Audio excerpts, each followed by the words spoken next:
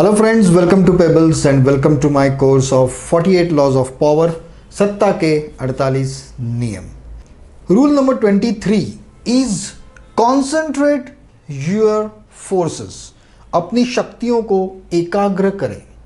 इसमें दो पहलू है, जैसा मैंने कहा। पहला एक है कि आपका जो लक्ष्य है, आपका जो टॉप मोस्ट टारगेट है, उससे आपका ध्यान कभी ना भटकाए, नंबर 1। और इसका दूसरा पहलू जो है कि इस पे लक्ष्य का मतलब ये होता है कि अगर आपको सोना चाहिए, गोल्ड या डायमंड चाहिए, तो पहले आपको गोल्ड या डायमंड की खदान ढूंढनी पड़ेगी। कुछ लोग ऐसे होते हैं जो कंटिन्यूस जॉब बदलते हैं, यहाँ थोड़ी देर तो थोड़े दिन यहाँ किया, फिर वहाँ गया, वहाँ पे 1000 रुपये ज़्यादा मिल रहा है, वहाँ गया, वहाँ पे एक फैसिलिटी ज़्यादा है, उधर से वहाँ गया। तो आखिर में ऐसा होता है कि आपके प्रोफाइल में जो कुछ भी ये होता है जंपिंग का, उससे आपके ऊपर कोई विश्वास नहीं रखता और आखिर में आपका कोई दोस्त नहीं होता, क्योंकि आपके ऊपर कोई विश्वास ही नहीं रखेगा।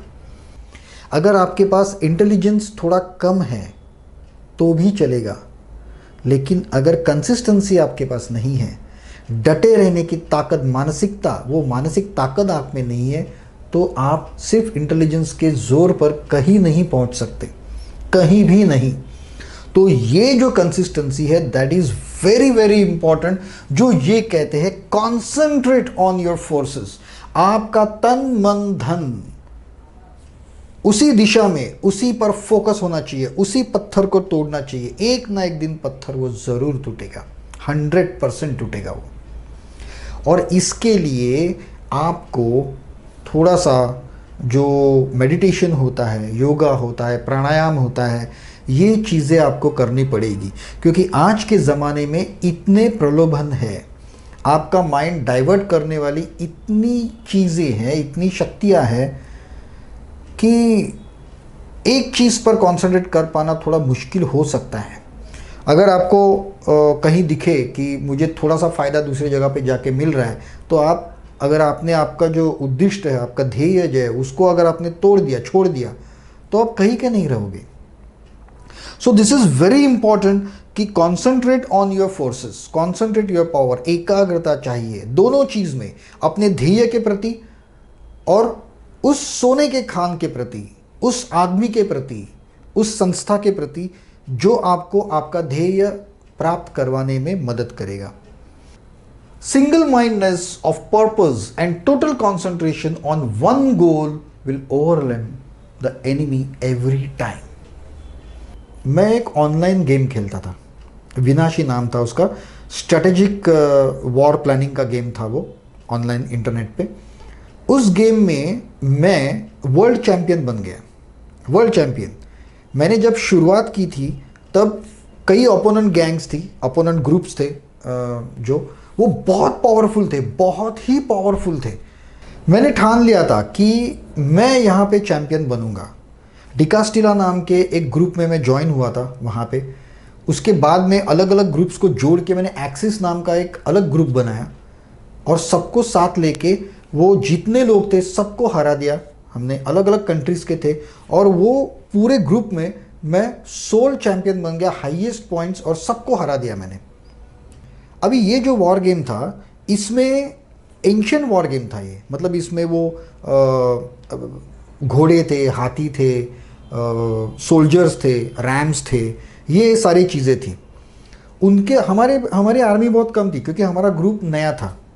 ओके, उस गेम में एक ऐसा ट्रिक था, एक ट्रिक मैंने ढूंढ के निकाली थी कि सपोज आपके पास 10,000 की आर्मी है, ठीक है, मैंने 1,000 से आपके ऊपर अटैक किया, तो क्या होगा? 100% मैं तो मरूंगा ही।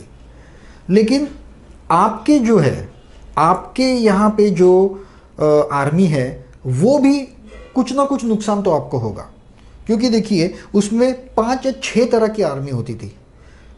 हाथी होते थे, घोड़े होते थे, ऊंट होते थे, रैम्स होते थे, सोल्जर होते थे, और कुछ बैलिस्टा वगैरह कुछ तो होता था। 6 टाइप की आर्मी थी वहाँ पर। ओके, तो क्या होता था, मैंने एक ट्रिक निकाली थी। अगर मैं एक से, ओनली बाय 1 सोल्जर अगर मैं अटैक करूँगा, तो आपका एक ही सोल्जर मरेगा, मैं तो मरूंगा ही, लेकिन आपका ये हर एक टाइप का एक एक सोल्जर मरेगा और मेरा वो एक ही सोल्जर मरेगा। जब मैंने ये सबको समझाया तभी उन लोग के पास, मैं कहता हूँ 50 लाख के आसपास आर्मी थी उनके ग्रुप के पास मिलके, और हम लोग के ग्रुप के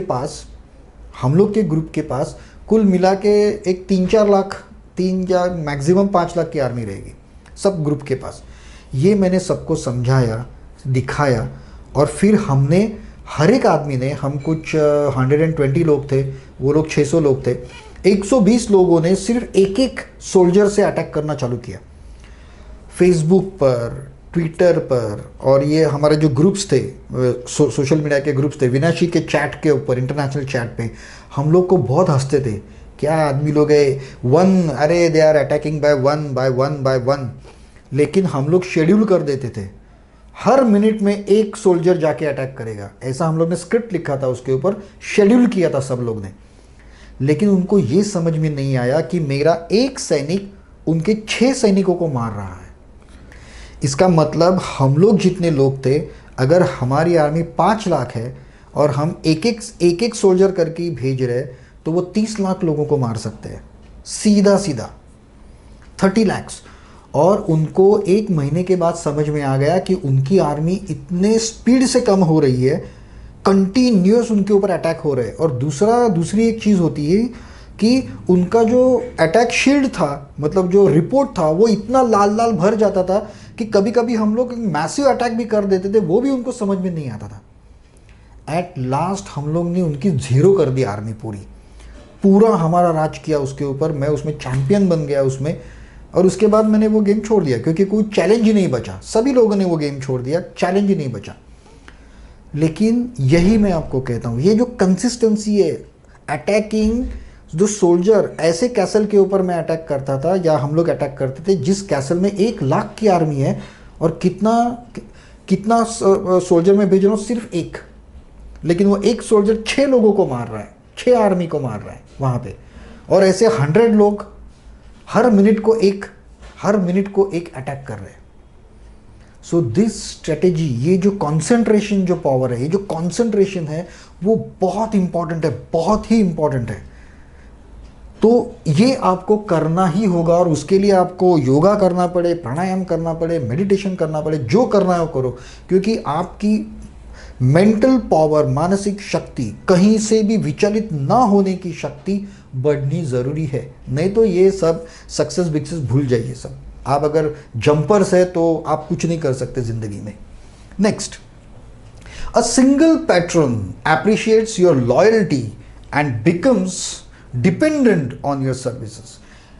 आपको पता है कि बहुत सारी कंपनियां, छोटी छोटी कंपनियां होती है, दुकान होते हैं, वहाँ पे कुछ लोग 20-20, 25-25 साल काम करते हैं। अगर आप बिहार वगैरह साइड जाओगे जहाँ ज़मींदारी होती है, तो वहाँ पे खानदानी मुनीम होते हैं जो मतलब 60 साल 70 साल उन्हीं के पास काम करते हैं, बहुत लॉयल होते हैं। तो क्या होता है, उसकी वजह से उनके ऊपर पीढ़ी दर पीढ़ी डिपेंडेंसी बढ़ती जाती है। अगर कोई आपका, मानो आपका एक दुकान है और आपके दुकान में जब आपने दुकान खोला तब एक सेल्समैन आपके पास काम कर रहा है, और वो सेल्समैन अगर पिछले 20 साल से आपके साथ है, आपके साथ वो काम कर रहा है, तो डेफिनेटली आपका उसके ऊपर विश्वास बढ़ जाएगा, आप उसके ऊपर डिपेंड रहने लगोगे, ये सारी चीज़ें होगी। तो यही जो डिपेंडेंसी है, और जब आपके सुपीरियर्स आपके ऊपर डिपेंड रहने लगते हैं, एक रूल में हमने देखा था, आपको ऐसा माहौल तैयार करना है जहाँ के आपके सुपीरियर्स, आपके टारगेट्स आपके ऊपर डिपेंड होने लगे ज़्यादा से ज़्यादा। अगर ज़्यादा से ज़्यादा डिपेंड होने लगे तो एक झटके में अगर आप छोड़ दोगे या फिर फॉरवर्ड जाओगे तो वो कुछ नहीं कर पाएंगे। ये जो बात जो मैं कह रहा हूँ डिपेंडेंसी की, वो महिलाएं बहुत अच्छी तरह से समझेगी। आप देखिए, अगर कोई भी महिला कितनी भी झगड़ालू हो, कुछ भी हो, लेकिन वो अपनी काम वाली बाई को इतने प्यार से रखती है, इतने प्यार से रखती है कि मानो कि वो उसकी जन्म जन्मांतरी की बेटी है। क्यों? क्योंकि वो उसके ऊपर पूरी तरह से डिपेंड है। अगर वो छोड़ के चली गई तो इसका भी जॉब खत्म, ये कुछ नहीं कर पाएगी। यही होती है डिपेंडेंसी। ये डिपेंडेंसी हमें क्रिएट करनी है, लेकिन उसके लिए पहले लॉयल्टी आना और कंसिस्टेंसी, कंसंट्रेशन आना बहुत ज़रूरी है। In the art, being too single minded can make you an intolerable bore. देखिए, और इसमें जैसा मैंने कहा, अति सर्वत्र वर्जयेत, इसमें भी आपको बहुत ज़्यादा, मतलब ऐसा नहीं करना है कि आप उसके गुलाम लगे। अगर आपके एक 5-6 स्टेप के ऊपर कुछ बॉस है और उनसे आप लॉयल हो, उनकी बातें सुनते हो, उन्हें मदद कर रहे हो, उनको ऊपर जाने में मदद कर रहे हो, तो ये भी नहीं लगना चाहिए कि साले आप गुलाम हो उनके। ऐसा नहीं लगना चाहिए कि आप उनके पैर चाट रहे हो, क्योंकि अगर ऐसा हो गया तो ये बहुत ही एडवर्स इफेक्ट कर देगा उसके ऊपर। तो आपको लॉयल्टी दिखानी है, लेकिन अपनी डिग्निटी खोनी नहीं है उसमें। बिना अपनी डिग्निटी खोए आपको लॉयल्टी दिखानी है, और उसमें बाकी सारे रूल्स काम करेंगे आपके साथ। ये बाकी के जो रूल्स है वो आपकी डिग्निटी बनाए रखेंगे। जब तक आप कॉन्सेंट्रेटली लॉयल्टी दिखा रहे हो, तो बाकी के जो रूल्स है, जो ट्रिक्स है, उसे भी काम करवाते रहिए, उसको भी अपने प्लान में शामिल करते रहिए, वो प्लान आगे आगे जाते रहिए, लेकिन उसके ऊपर स्टिक रहिए। तो ये रूल ऐसा था कि जिसमें आपको फिजिकल कुछ तो करना है, प्राणायाम है, योगा है, मेडिटेशन है, और ये किए बिना आप सक्सेस नहीं पा सकते। दुनिया का कोई भी लीडर, कोई भी बड़ा आदमी अपने मेडिटेशन के लिए, अपने फिटनेस के लिए एक्सरसाइज करता है, योगा करता है, सब कुछ करता है, और ये करना ज़रूरी है। हम जो थोड़े कम लेवल पे है, छोटे लेवल पे, तो ये सब चीज़ें हम लोग इग्नोर करते हैं, हमें इसका महत्व पता नहीं चलता। फिटनेस का महत्व क्या होता है ये हमें पता नहीं चलता। तो यहाँ हमें दोनों फिटनेस चाहिए। अगर कंसिस्टेंसी दिखानी है सालों साल, तो आपको मेंटल फिटनेस भी चाहिए और फिजिकल फिटनेस भी चाहिए। तो आशा है कि जो लोग एक्सरसाइज वगैरह कुछ नहीं करते, मेडिटेशन, योगा वगैरह नहीं करते, वो शायद ये वीडियो देखने के बाद शुरू करें, ताकि जब समय आएगा तब वो मेंटली, फिजिकली फिट रहेंगे अपने लक्ष्य को प्राप्त करने के लिए। हम फिर मिलेंगे अपने अगले वीडियो में, रूल नंबर 24 में। तब तक के लिए बेस्ट ऑफ लक। आज ही जिम ज्वाइन कीजिए, मेडिटेशन कीजिए, and have a nice time.